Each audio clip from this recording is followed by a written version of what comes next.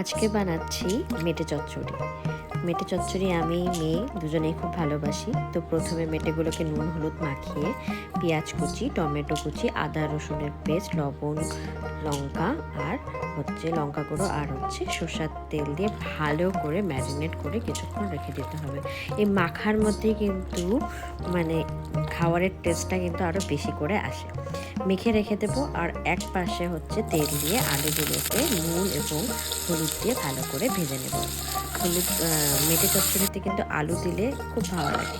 এরপরে তেলের মধ্যে চিনি, তেজপাতা, তারপরে শুকনো লঙ্কা সমস্ত কিছু ফোড়ন দিয়ে কাঁচা অল্প পেঁয়াজ একটু ব্রাউন হয়ে যাবে, তারপরে যে ম্যারিনেট করা মাংসটা থাকবে সেটা আমরা দিয়ে দেব। দিয়ে দেওয়ার পরে একটু জল দিয়ে যে মশলাগুলো থাকবে সেগুলো দিয়ে দেবো।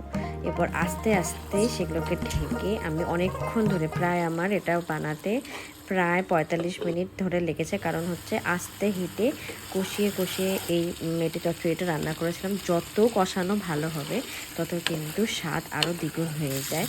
আমার মাংসর থেকেও মেটে চচ্চড়িটা খেতে, মাটনের মেটে চচ্চড়িটা খেতে খুব ভালো লাগে। ট্রাই করে দেখতে পারো, তোমাদেরও আশা করি খুব ভালো লাগবে। এটার মধ্যে আমি গোটা গরম মশলা দিইনি, শুধু নামানোর আগে একটু গরম মশলার গুঁড়ো দিয়ে গরম গরম সার্ভ করলাম। একবার ট্রাই করে দেখো, সত্যি খুব দারুণ লাগে।